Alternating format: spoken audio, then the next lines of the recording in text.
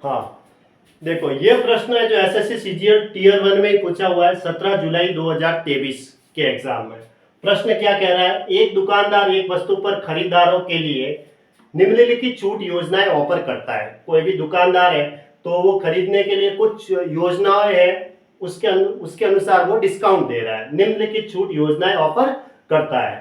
पहला कह रहा है कि प्रत्येक 15% की दो क्रमिक छूटें, 15% की दो क्रमिक छूटें दे रहा है, यानी दो छूट दे रखा है, एक 15% और दूसरी 15% और दो क्रमिक छूटें दे रहा है। और दूसरा ऑप्शन कह रहा है कि 25% की छूट के बाद 5% की छूट, फिर कह रहा है 20% और 10% की दो क्रमिक छूटें, ये भी अलग अलग दो क्रमिक छूटें हो गई, और लास्ट में एक ही छूट दे रखा है वो 30% की छूट।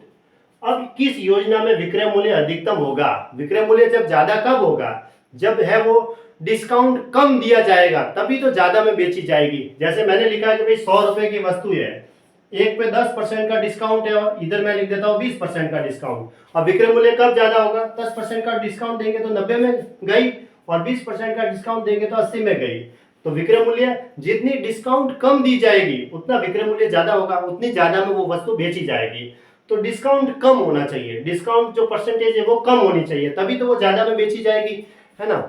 तो अब इसको सॉल्व करते हैं।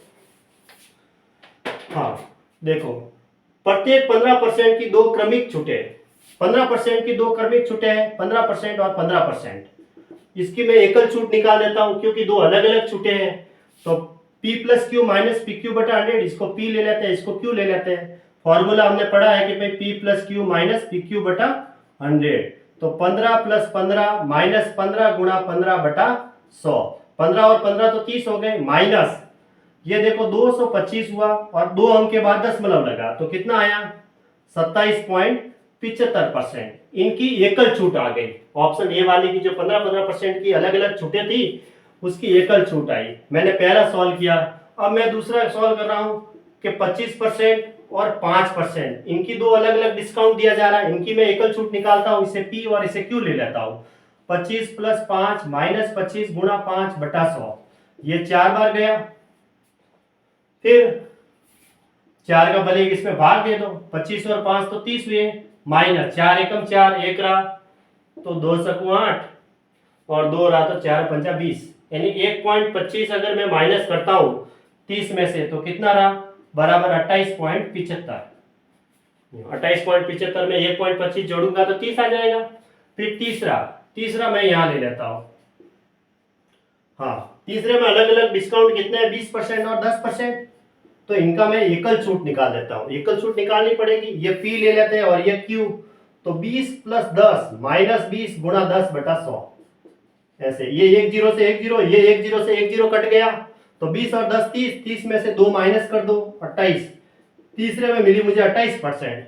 और चौथी डिस्काउंट कितनी दी जा रही है? चौथी में एकल छूट, एक ही छूट है, वो 30% है। तो सबसे कम डिस्काउंट, कम छूट किस में मिल रही है? ये 30 है, ये 28 है, 28.75 है, और ये 27.75 है। तो 27.75 सबसे कम हुई, यानी कि फर्स्ट वाले में हमें अगर डिस्काउंट जो मिल रहा है, फर्स्ट वाला जिसमें इन दोनों की हमने एकल छूट निकाली वो 27.75 कम आ रही है, सबसे कम इसमें से इसी की आ रही है। तो इसका मतलब सबसे ज्यादा विक्रय मूल्य इसकी छूट पे मिलेगा। जितना कम डिस्काउंट देंगे, जितनी कम छूट दी जाएगी, उतना विक्रय मूल्य उसका ज्यादा होगा, ये है, उतने वो ज्यादा में बेची जाएगी। तो ऑप्शन ये सही है, यानी कि योजना फर्स्ट है, ये फर्स्ट योजना, ये सेकंड, थर्ड और फोर्थ। तो फर्स्ट योजना चाहिए, यहाँ क्या है? योजना थर्ड है, योजना सेकंड, योजना फोर्थ, योजना फर्स्ट, यानी कि ऑप्शन डी सही है। ऑप्शन डी में लिखा हुआ है कि योजना फर्स्ट, तो योजना फर्स्ट में जो डिस्काउंट दिया जाएगा उसमें उसका विक्रय मूल्य ज्यादा होगा। ठीक है।